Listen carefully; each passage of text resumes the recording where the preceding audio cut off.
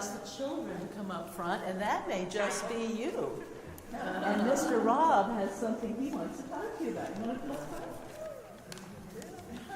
Where would you like to come? Robb, you could probably come right here, and I bet or right here. I bet Mr. Robb would come to you. Hi.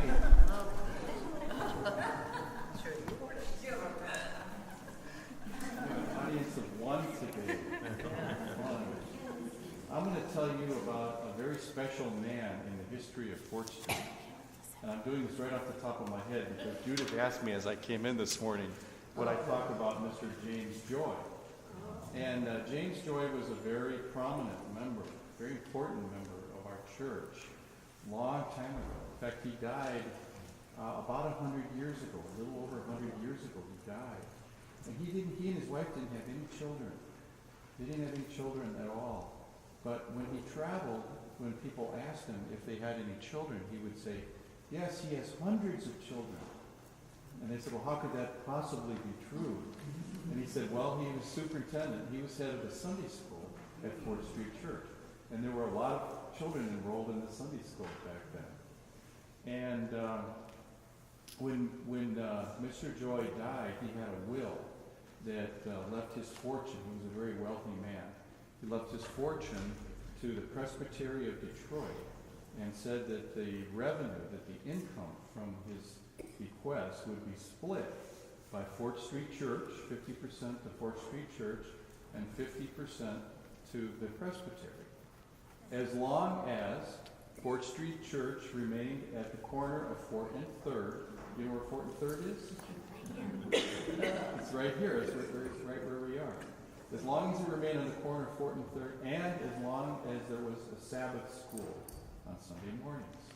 So we continue to have our Sabbath school on Sunday morning. And in fact, just to show the power of that will, years ago, the Central train station, Detroit Central train station was right across the street. And when they were building the expressway, the Lodge Expressway, the plans were drawn right through where Fort Street Church was.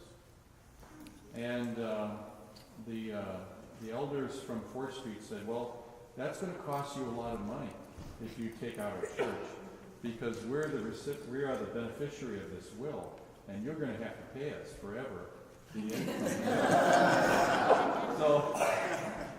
So the planners decided instead of moving Fort Street Church, they would tear down the Central train station of the city of Detroit, which was right across the street. Yeah, so that's the power of Mr. James Joy. And we have a picture of him, an oil painting. You can all look at sometime. Maybe you want to see the painting on the wall over there? That's Mr. James Joy.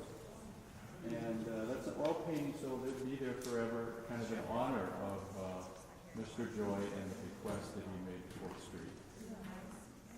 Okay, so we can all be thankful that we had James Joy as a member. Yeah. And that we have you in Sunday school this morning. Yeah. Otherwise, nobody had told us stories. Okay. Yeah, and apparently Judith headed to the airport. Her mother is sick, and she's flying out this morning. So I should go down and give her Sunday school, so James Joy will be happy. Yes.